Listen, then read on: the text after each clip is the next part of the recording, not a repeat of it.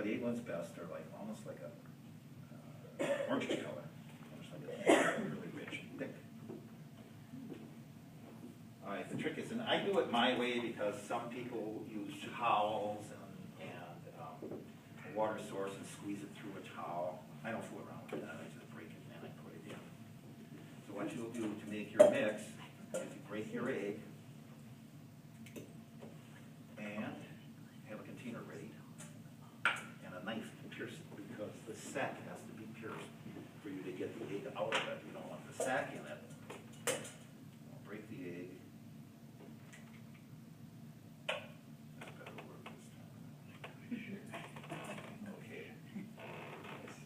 And if you toss it back and forth in your hand, I'm taking more and more of the white off until I come up with basically the egg sack.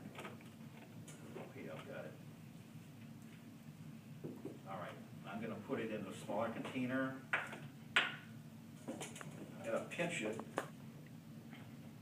hang on to it, so I don't put the sack in there. I know you can't see it from here, but I'll try to describe it best I can. Okay, what's left over is the sack. I'll get rid of that. So you just want the juice?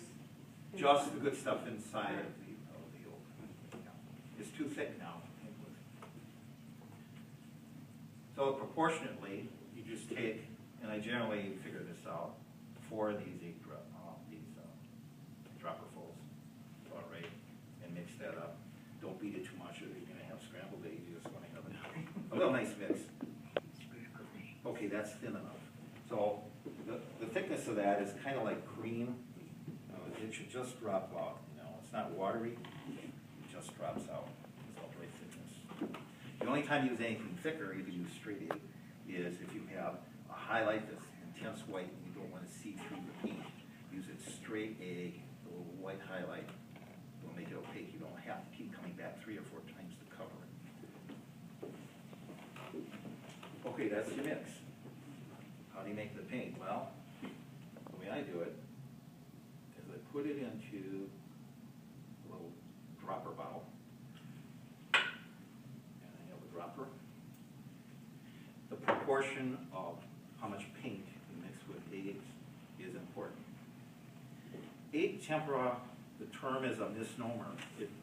I consider calling it egg painting because tempera is really a tempering which takes place when you mix them together. You temper it. In other words, you make it to a certain consistency so that it'll work for you. And the consistency is based upon 1 part to 1 part per material that you're using, per the powder that you're using. So let's put it in. Let's do this one. This is indigo violet, kind of a deep purple. I'm going to put it in this palette. I'm going to take about pea size, I guess I'd say, pop it in there, and a pea size of egg yolk. That's 1 to 1. So I'm visually just gauging at it. Because I've done it so long, I get pretty close with it. But it's still got to be tested out. And I'll put it on a board in a second here.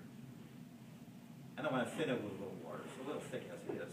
Egg temper generally is a semi-transparent material. Opaqueness comes from layers and layers and layers and layers of depth, which, if you do it correctly, the paint will glow. It's very difficult to do it, but not impossible in oil paints. In oil painting, you have to remember that, and Terry knows this, if you prime your canvas, you got to wait for that to dry. If you come up with any kind of thickness on the next level, you got to wait for it to dry. Egg temper, you don't. You just keep going.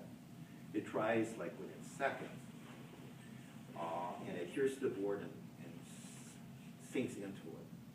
So when Michelangelo was doing the chapel, he was moving. He'd be working on that face up and down. Then he'd go back in a few minutes and do it again and keep going. It was pretty quick history. Anthony, you might explain a little bit. You referred to when you paint on board, those days, canvas didn't exist. That's right. And basically, could they paint on canvas today? Should they? It's possible if the canvas is adhered to a strong flat surface that's not flexible. So board still would be your better Oh, yeah. surface. You don't want to have it bent. Yes, it'll be cracked. All right. So back to the mixes. This is what all the artists at the time were faced with, getting the correct mixes. If you had an assistant that didn't do it correctly, you would have either too thick or too thin paint. The thin paint would just turn to powder. I'll paint on the back of one of these and pass it around and show you what it looks like. This is the tempering process now. The back and the front are the same thing. They're sealed all around and on the edges. So moisture does not affect them and they won't bend. There have been times when I've heard of people putting metal rods on here and it didn't work because whatever they glued it with, it just fractured it. It's not crack. So depending on the humidity, it's going to bend. And if you don't have a back and it's sealed up, it's not going to survive. So I think this is the point that if you want to jump in here and have any questions,